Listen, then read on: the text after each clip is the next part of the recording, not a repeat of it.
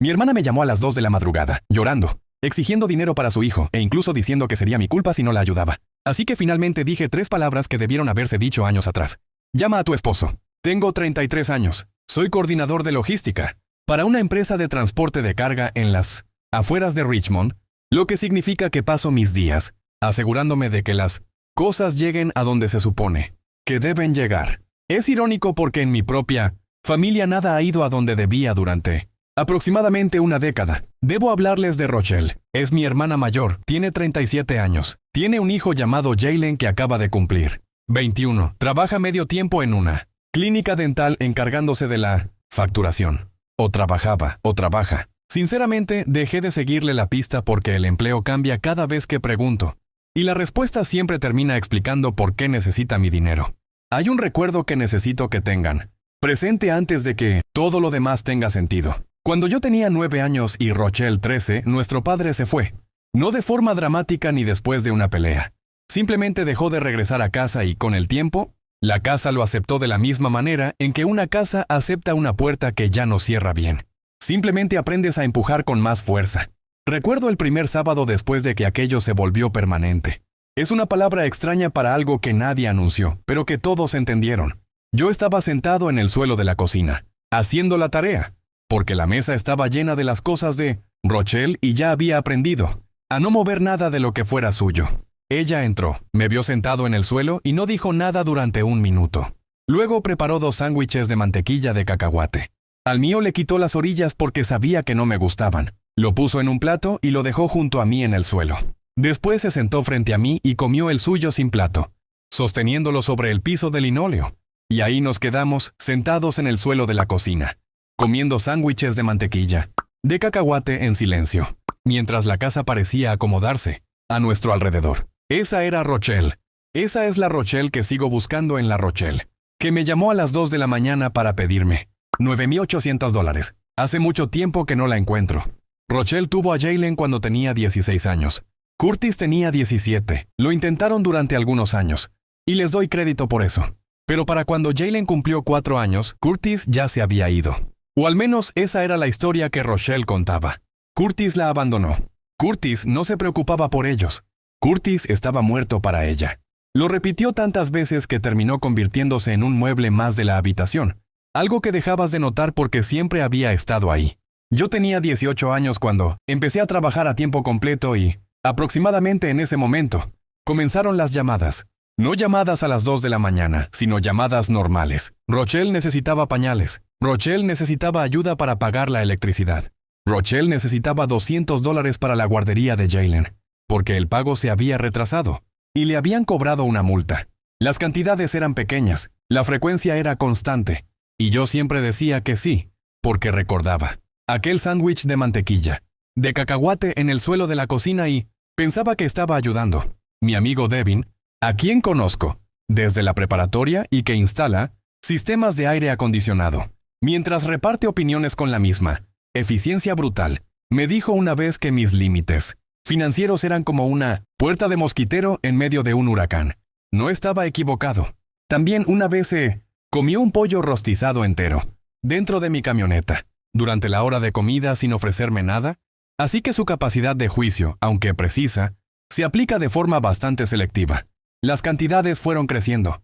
Las llamadas se volvieron más específicas. Las razones siempre involucraban a Jalen. Y esa era la parte a la que nadie podía decirle que no, porque Jalen era un niño, y los niños no eligen las circunstancias en las que viven. Y yo seguía viéndome a mí mismo sentado en aquel suelo de la cocina, haciendo la tarea sin una mesa. Déjenme darles números porque los números importan. Entre 2017 y 2024, le di dinero a Rochelle 14 veces que puedo comprobar.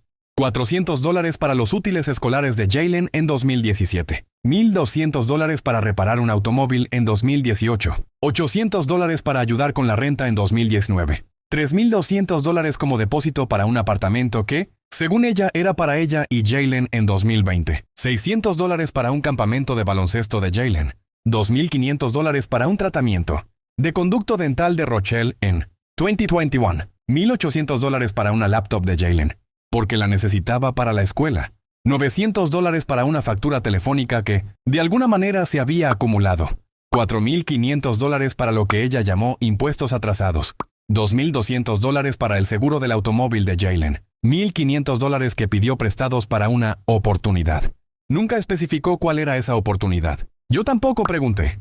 Otros $2,000 para el depósito de la matrícula universitaria de Jaylen en 2023 y varias cantidades pequeñas de $50 y $100 que dejé de contar.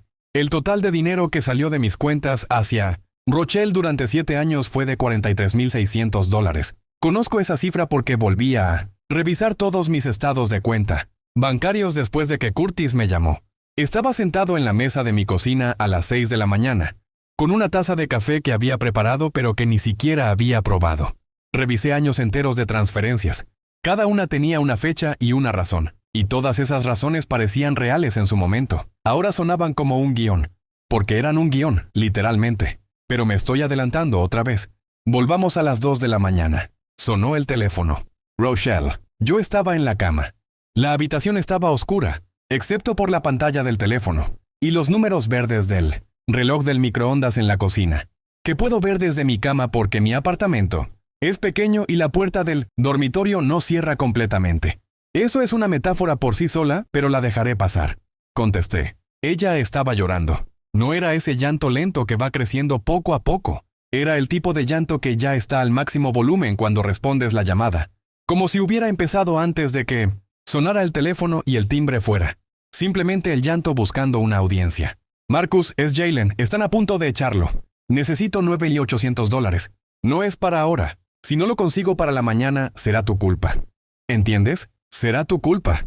Me incorporé en la cama. Las sábanas olían a detergente y el ventilador hacía ese clic constante que hace cuando está en la velocidad más alta. Ese tic rítmico que normalmente encuentro relajante, pero que en ese momento sonaba como un reloj haciendo una cuenta regresiva.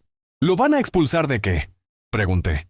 De su programa, de todo su futuro. ¿Quieren el saldo completo para mañana o lo sacan? He intentado de todo. Eres el único que puede ayudar. Entonces dije, ¿has llamado a Curtis? Hubo 3 segundos de silencio. Después su voz cambió. El llanto desapareció. Se volvió fría y plana, como un cajón al cerrarse. Curtis no es el padre de Jaylen. Sí lo es Rochelle. No forma parte de esto. No lo metas en esto. Entonces no sé qué decirte. ¿Eso es todo? ¿Tu sobrino está a punto de perderlo todo y vas a colgarme? Llama a Curtis. Ella empezó a gritar. Aparté el teléfono de mi oído y podía sentir la vibración de su voz en la muñeca. Esperé.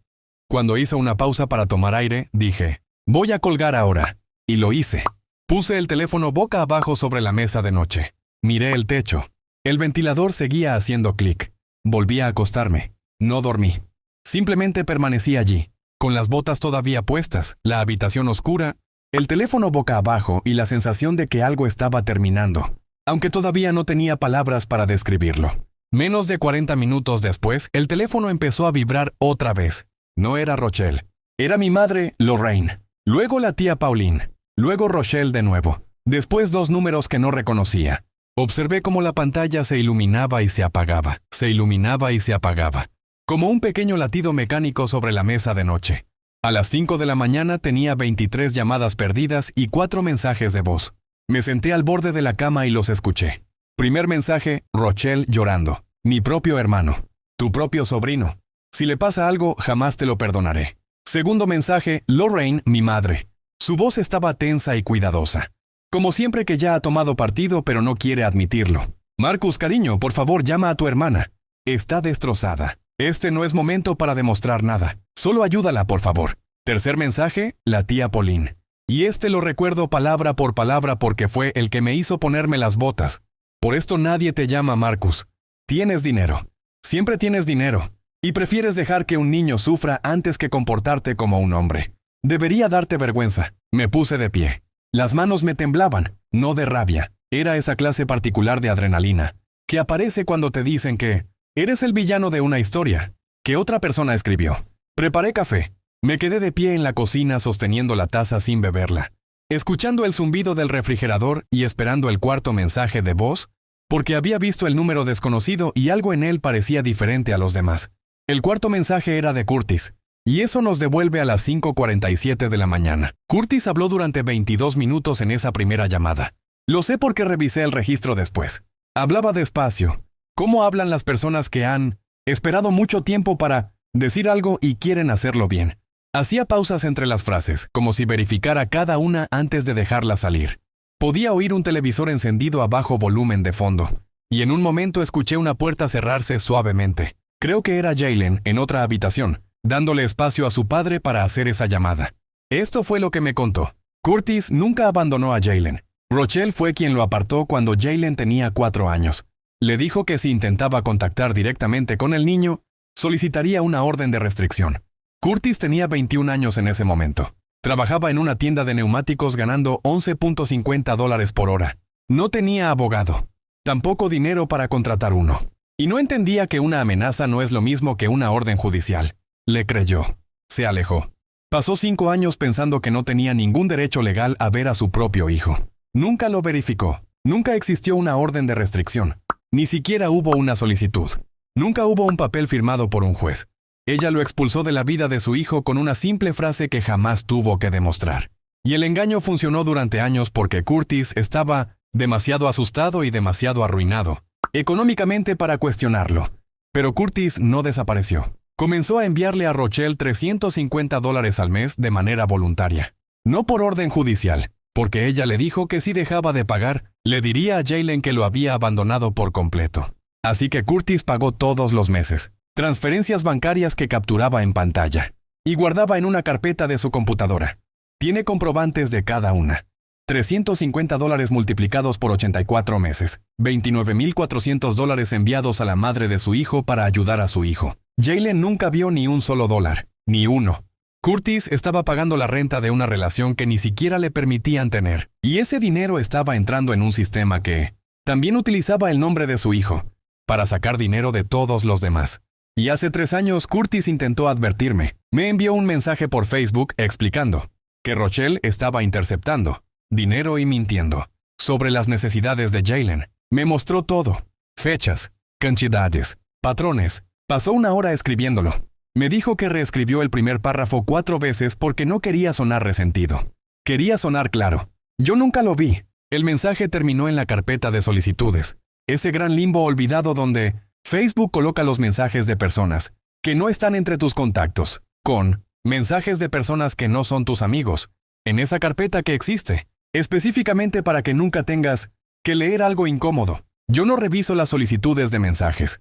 Nadie revisa las solicitudes de mensajes. Curtis esperó una respuesta durante 2 semanas. Luego 1 mes.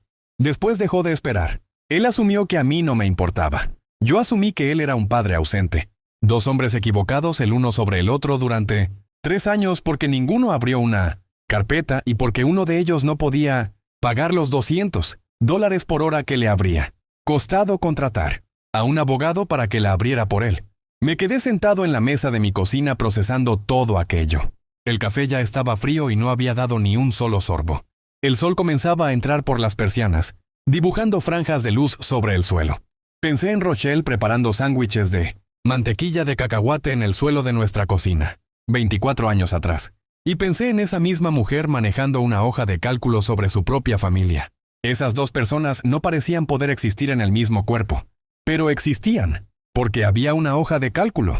Hace 4 meses Jaylen, que ahora tiene 21 años, estaba buscando su acta de nacimiento, porque Rochelle le había dicho que estaban a punto de ser desalojados y que necesitaba comenzar a solicitar vivienda. El desalojo era real. Pero mientras revisaba el armario de Rochelle, encontró una carpeta.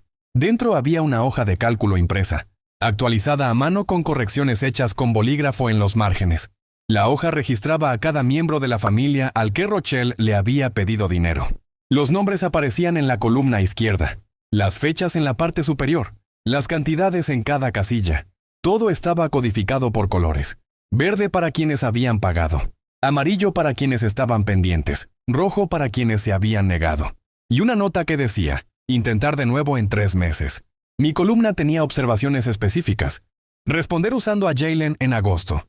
Entre octubre y diciembre, usar culpa navideña. Estaba elaborando perfiles de su propia familia. Pero esa hoja solo registraba el dinero. Había una segunda página. Favores no monetarios, préstamos con aval, objetos prestados y nunca devueltos. Un automóvil que le presté en 2019 durante 2 semanas y que ella entregó como garantía para Quedarse con el dinero. La laptop que compré para Jaylen y que fue empeñada menos de un mes después. Existían registros de la casa de empeño, mostrando la identificación de Rochelle en cada transacción. Había estado convirtiendo regalos en efectivo. La cadena de oro de mi abuela. Un juego de herramientas que le regalé a Jaylen por su cumpleaños número 18. Todo empeñado. Todo a nombre de Rochelle. El total real que me había sacado, entre dinero y bienes, superaba los $71,000 en 7 años. Pero lo que hizo que Jaylen se marchara no fue la hoja de cálculo. Fue lo que encontró debajo. Una pila de cartas sin abrir de Curtis. Tarjetas de cumpleaños. Tarjetas de Navidad. Una de ellas todavía. Tenía un billete de $100 dentro del sobre sellado. Algunas tenían más de 5 años. Curtis había estado escribiéndole a su hijo todos los años. Jaylen nunca recibió una sola de esas cartas. Rochelle las guardó en una carpeta, dentro de su armario como si fueran pruebas de un delito que había cometido contra el corazón de su propio hijo. Jaylen sostuvo una tarjeta de cumpleaños, sellada enviada por su padre, y algo cambió dentro de él. Más tarde me habló de ello en una carta de 3 páginas escritas a mano. Y la frase que más se me quedó grabada fue esta. Pensé que dejaste de venir por mi culpa. Ella me dejó creer eso. A las 3 de la madrugada hizo una maleta. Fue a buscar a Curtis, un hombre con el que no había hablado durante años porque literalmente no tenía a nadie más. Y Curtis abrió la puerta. Sin preguntas, sin condiciones. Simplemente la abrió. En 4 meses, Jaylen obtuvo su certificación en HVAC. Trabaja medio tiempo en una empresa de suministros, ganando $17 por hora. Está estudiando para su examen de oficial utilizando un libro usado que compró por $34 y un marcador fluorescente que ya casi no tiene tinta.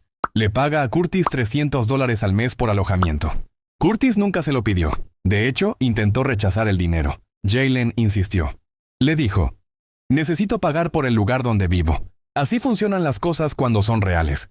No estaba hablando solamente del alquiler. Y durante los 2 años previos a marcharse, mientras seguía viviendo bajo el techo de Rochelle, comiendo alimentos comprados con dinero, que ella obtenía de otras personas y durmiendo en una casa que estaba a punto de perder, Jaylen había estado construyendo su propio archivo, en silencio, con cuidado.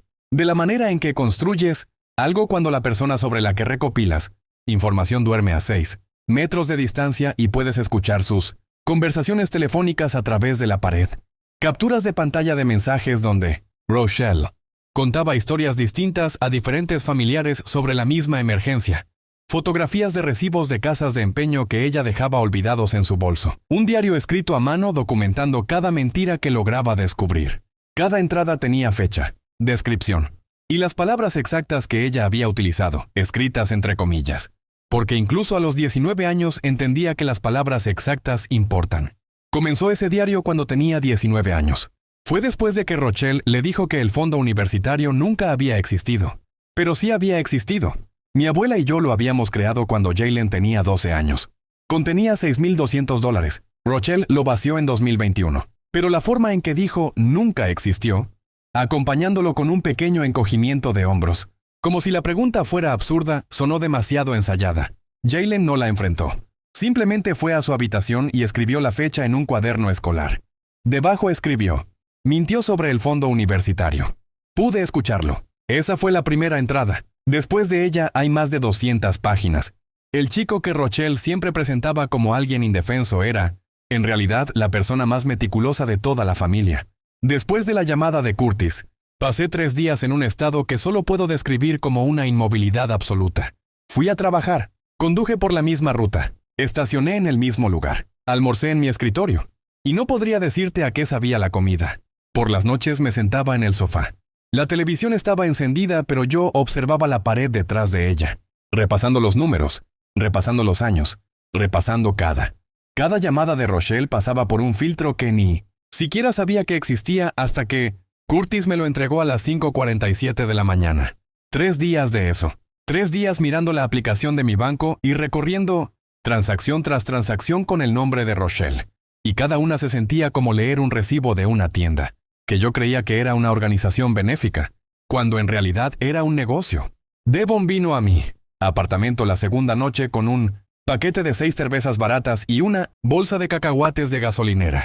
No dijo mucho, lo cual, para Devon, es una demostración extraordinaria de autocontrol, porque ese hombre tiene opiniones incluso sobre los ventiladores. de techo y las comparte sin que nadie se las pida. Se sentó en mi sofá, bebió cerveza y fue dejando las cáscaras de los cacahuates en un tazón, que yo había sacado para las papas fritas. En un momento me dijo, «Tienes la cara de un hombre que está haciendo unas cuentas que no quiere terminar». Entonces le conté todo. Escuchó, comió cacahuates, y luego dijo, $71,000. Sí. Tomó un largo trago de cerveza, miró al techo y respondió, «Por $71,000, al menos podría haber empeñado algo que yo no fuera a notar». Creo que estaba bromeando. Con Devon nunca se sabe. Ese hombre expresa el humor y la furia exactamente con el mismo tono de voz, y a veces son la misma cosa. Al tercer día volví a llamar a Curtis. Le dije que quería ver el archivo. Quería ver la hoja de cálculo.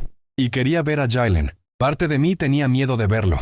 Temía que me mirara de la forma en que miras a alguien que debería haber sabido la verdad y no la supo. Y una pequeña parte de mí, la parte de la que nadie habla, tenía miedo de que verlo significara aceptar que había pasado 7 años financiando la jaula en la que creció. Nos reunimos en una cafetería junto a la Ruta 1. Tenía los típicos asientos de vinilo, café servido en esas pesadas tazas de cerámica con manchas marrones, imposibles de quitar, y una camarera que llamaba cariño a todo el mundo y rellenaba las tazas sin preguntar. Jaylen era más alto de lo que recordaba y más delgado. Tenía un apretón de manos demasiado firme para su edad. Llevaba una camisa de trabajo de la empresa de suministros donde trabajaba, con una placa que decía Jay. Sus manos tenían esa sequedad áspera que aparece después de manipular, conexiones de cobre todo el día. Curtis estaba sentado a su lado, tranquilo, sólido, ocupando el asiento con una presencia que solo cobra importancia cuando conoces cuánto tiempo estuvo ausente. Jaylen me mostró el diario. No lo leí allí. Me entregó una copia. Más de 200 páginas fotocopiadas en una sucursal de FedEx. Lo leí en mi camioneta, estacionada en la entrada de mi casa. Empecé a leer antes de bajar del vehículo y ya no pude detenerme. Cuando levanté la vista, el sol ya estaba detrás de los árboles. Habían pasado 40 minutos. El motor llevaba apagado todo ese tiempo. La cabina estaba fría. Mis manos estaban rígidas sujetando las páginas. Y ni siquiera había intentado sacar las llaves. Envié la hoja de cálculo a cada persona que aparecía en ella. Sin carta, sin explicación, solo el documento. 14 sobres, el mismo martes. Recuerdo estar en el mostrador de correos mientras la empleada me preguntaba si quería seguimiento para alguno de los envíos. Le dije que no. Hay entregas que no necesitas rastrear, solo necesitas enviarlas. Ese día mi teléfono sonó 11 veces. Cada llamada era un familiar procesando su propia columna en aquella hoja. Algunos estaban callados, otros furiosos. Mi primo Terrence, que aparecía en la lista con $2,400 repartidos en 3 supuestas emergencias, me llamó y dijo una sola palabra. «Guau». Y colgó. Esa fue toda la conversación. Rochelle descubrió que Jaylen estaba viviendo con Curtis cuando fue a buscarlo al campus y el asesor residencial le informó que se había mudado meses atrás. Me llamó. Esta vez no estaba llorando. Estaba gritando. Ese tipo de gritos que no dejan espacios entre las palabras. «Tú pusiste a mi hijo en mi contra. Tú y Curtis. Lo envenenaron contra mí. Esperé a que tomara aire. Y entonces respondí. Se fue por decisión propia. Encontró la carpeta. La palabra carpeta. La detuvo en seco. 3 segundos de silencio absoluto. No era el silencio de alguien pensando. Era el silencio de alguien atrapado. Ella sabía exactamente qué carpeta era. Sabía exactamente qué contenía. Y en esos 3 segundos calculó que yo también lo sabía. Luego colgó. Y decidió redoblar la apuesta. Durante las siguientes 48 horas llamó egoísta a cualquiera que quisiera escucharla. Llamó a Curtis, un padre irresponsable que estaba manipulando a Jaylen. Le dijo a Jaylen que terminaría regresando arrastrándose cuando Curtis se cansara de jugar a ser padre. Creó un grupo de mensajes con familiares lejanos acusándome de manipular a Jaylen y de ponerlo en contra de su propia madre solo para llamar la atención. Alguien tomaba capturas de pantalla de cada mensaje y me las reenviaba. Con cada texto que enviaba estaba construyendo un caso en su propia contra. Pero no podía detenerse, porque detenerse habría significado quedarse en silencio frente a todo lo que había hecho. Y Rochelle nunca ha sabido convivir con el silencio. Entonces intentó algo nuevo. Le dijo a toda la familia que yo le debía $5,000 desde hacía años. Afirmó que me los había prestado en 2020 y que jamás se los devolví. Incluso tenía una captura de pantalla de Venmo para demostrarlo. Se la envió a todos. La imagen mostraba una transferencia de $5,000 desde su cuenta hacia la mía, fechada en marzo de 2020 con una nota que decía, préstamo para Marcus, lo devolverá. Yo saqué mis registros bancarios reales, todos los estados de cuenta de 2020, todas las transacciones. No existía ninguna transferencia de ese tipo, ni desde Venmo, ni desde ninguna otra fuente. Esos $5,000 jamás existieron. Le mostré la captura a Devon. La observó durante unos 30 segundos y dijo, la fuente de la fecha está mal. Ella usó Calibri. Venmo usa Helvética. Nadie. Necesitas denunciarla por fraude. Ten un poco de respeto por ti mismo. No creo que estuviera bromeando. Con Devon, la línea que separa el análisis forense del insulto personal es extremadamente delgada, y él la cruza todos los días. Envié mis registros bancarios al mismo grupo familiar que Rochelle había estado usando para hacer campaña en mi contra. Sin comentarios, sin explicaciones, solo los estados de cuenta, el mes en el que ella afirmaba que había realizado la transferencia, limpios, sin rastro alguno de su dinero. La captura falsa junto a los registros reales derribó la última barrera. Cualquiera que todavía estuviera dispuesto a darle el beneficio de la duda vio cómo fabricaba pruebas en tiempo real. Ya no se trataba solo de que hubiera mentido sobre dinero. Había falsificado evidencia, y una vez que alguien falsifica evidencia, todas sus afirmaciones anteriores se vuelven sospechosas. Cada emergencia, cada cantidad, cada lágrima. Fue Pauline la misma mujer que me llamó despiadado a las 2 de la mañana. La misma que me dijo, por esto nadie te llama. 3 días después de que la captura falsa fuera desenmascarada, escribió en el grupo familiar, le he dado a Rochelle $18,000 en 4 años. Estoy atrasada en los pagos de mi propio automóvil por su culpa. Se acabó. Lo siento, Marcus. Debí haber hecho preguntas antes de pedirte que siguieras escribiendo cheques. Pauline me llamó esa misma noche. No estaba enfadada conmigo. Estaba enfadada consigo misma. Me contó que había estado dándole dinero a Rochelle cada vez que llamaba con alguna emergencia relacionada con Jaylen, exactamente igual que yo. La misma emergencia. La misma culpa. La misma frase. Si no ayudas, será tu culpa. Pauline nunca había sumado las cantidades. Había tratado cada petición como un caso aislado. Pero cuando finalmente revisó sus estados de cuenta y sumó la columna completa, se quedó sentada en la mesa de su cocina. Se cubrió el rostro con las manos y permaneció así durante un buen rato. Me confesó que llevaba 3 meses de retraso en los pagos de su coche. Que su puntuación crediticia había caído 80 puntos. Que había pospuesto 2 veces un tratamiento dental porque no tenía dinero suficiente. El dinero estaba con Rochelle. Y Rochelle, la noche que me llamó llorando para pedir $9,800, tenía $14,300 guardados en una segunda cuenta bancaria que nadie conocía. Ese dato vino de Jaylen. Mientras vivía con Curtis, ayudó a recopilar algunos registros financieros de Rochelle para los trámites de custodia. Ella había dejado accesible una cuenta familiar compartida de iCloud y olvidó cerrar sesión. La segunda cuenta estaba en una cooperativa de crédito y tenía $14,300. La noche en que Rochelle me llamó a las 2 de la mañana, ella tenía el dinero. Tenía casi $5,000 más de lo que me estaba pidiendo. Simplemente prefería gastar el mío. Una parte de mí quería enfurecerse por esa cifra. Quería que ese número fuera la prueba definitiva que hiciera todo simple. Solo rabia, solo traición, solo blanco y negro. Pero había otra parte de mí, la misma que todavía recuerda los sándwiches de mantequilla, de cacahuate en el suelo de la cocina, que no dejaba de pensar. Ella tenía el dinero y aún así llamó. Lo que significa que las llamadas nunca fueron realmente por dinero. Eran por otra cosa. Tal vez control. Tal vez necesidad de atención. Tal vez la única forma que conocía para asegurarse de que la gente contestara el teléfono. No lo sé. No soy su terapeuta. Pero esa idea me seguía a todas partes como un perro que nunca adopté. Entonces llamó mi madre. ¿A mí? ¿No a Rochelle? ¿A mí? Lorraine no se disculpó de inmediato. Durante unos 10 segundos solo respiró al otro lado de la línea. Podía escuchar su cocina de fondo. El mismo reloj que ha estado colgado en la pared desde que yo era niño. Ese reloj que hace más ruido del que debería. Finalmente dijo, creo que empeoré las cosas porque las hice fáciles. Luego añadió, lo sé desde hace unos 2 años. Encontré un estado de cuenta de una tarjeta de crédito en su casa que no coincidía con nada de lo que ella me había contado. Debí decir algo. No lo hice porque decir algo significaba admitir que no terminó la frase. No era necesario. Después me preguntó si podía ver a Jaylen. Esa fue su elección. No proteger a Rochelle. No intentar controlar la situación. Eligió a su nieto. No fue algo dramático, solo una llamada tranquila en una mañana de miércoles. Pero reorganizó por completo a la familia. Antes de todo aquello, Curtis había sugerido una reunión familiar.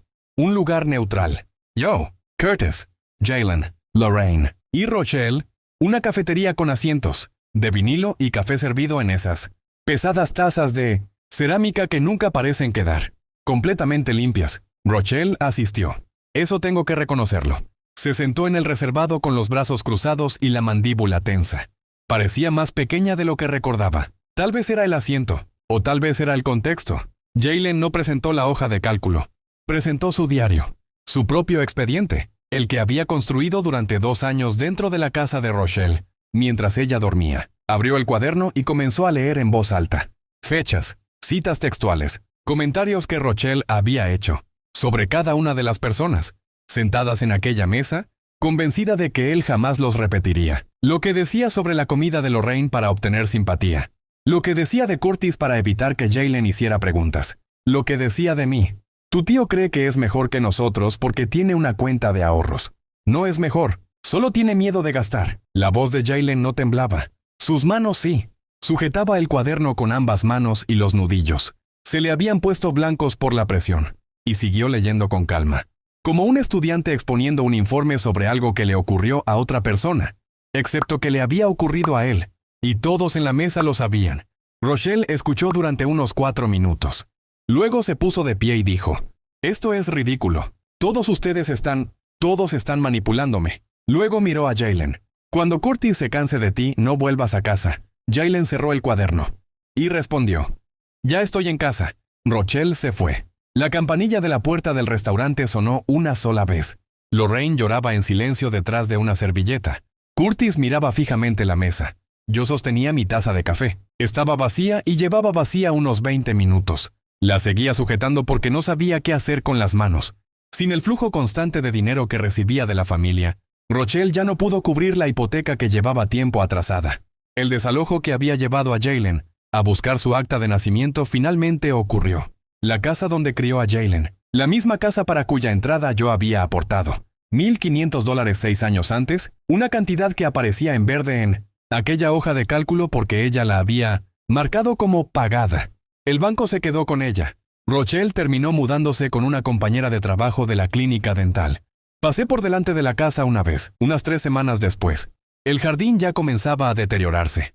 Había dientes de león creciendo junto al sendero de entrada. Una caja para llaves colgaba de la puerta, y un letrero inmobiliario se inclinaba sobre el césped como si estuviera cansado de mantenerse en pie. Curtis presentó una solicitud formal para el reconocimiento legal de su relación con Jalen, no para quitarle nada a Rochelle. Jalen ya tenía 21 años, así que no se trataba de custodia en el sentido tradicional. Se trataba simplemente de dejar constancia oficial de que vivía con su padre. El trámite se aprobó sin oposición porque Rochelle ni siquiera se presentó a la audiencia. La secretaria del tribunal llamó su nombre 2 veces en el pasillo frente a la sala. Ambas veces obtuvo silencio como respuesta. Más tarde Jalen me contó que después de la audiencia, Curtis se quedó sentado en un banco de madera del pasillo durante unos 5 minutos, sin decir una sola palabra, las manos apoyadas sobre las rodillas. Jalen se sentó a su lado. El pasillo olía a cera para pisos y al café, viejo de una máquina, expendedora cercana a los ascensores. Ninguno habló. Finalmente Curtis rompió el silencio. ¿Quieres ir a comer algo? Sí, respondió Jalen. Eso fue todo. 8 años de separación resueltos en un pasillo. Un silencio. Y una invitación para almorzar. Recibí la carta de Jalen aproximadamente una semana después de aquella reunión.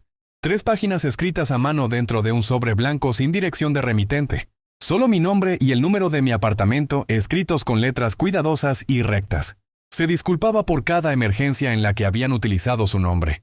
Hizo una lista de todas las que recordaba desde 2018. Algunas las reconocí, otras las había olvidado, y algunas ni siquiera sabía que existían porque habían sido dirigidas a otros familiares usando exactamente el mismo guión, solo cambiando las cantidades. La letra se volvía más pequeña al final de la segunda página, como si se estuviera quedando sin espacio, o sin valor, o quizá ambas cosas al mismo tiempo. Había 2 lugares donde la tinta aparecía ligeramente corrida, y pasé más tiempo del que debería observando esas manchas, intentando decidir si se habían producido porque su mano rozó el papel o por alguna otra razón. La frase que siempre vuelve a mi mente es la misma que mencioné antes. Pensé que dejaron de venir por mi culpa. Ella me dejó creer eso. Pero cerca del final escribió algo más. Algo en lo que pienso en momentos extraños. Mientras conduzco. Mientras hago fila en el supermercado. Mientras estoy acostado en la cama a las 2 de la madrugada. Cuando todo está en silencio. El teléfono permanece oscuro y el ventilador sigue haciendo clic. Escribió. Empecé el diario porque no quería convertirme en alguien que no se da cuenta de las cosas. Ella no veía lo que les hacía a las personas, o lo veía y lo hacía de todos modos. En cualquiera de los dos casos, yo no quería ser así. Quería ver las cosas con claridad. Incluso cuando verlas con claridad significaba ver a mi propia madre con claridad. Y quiero que sepas que esa fue la parte más difícil.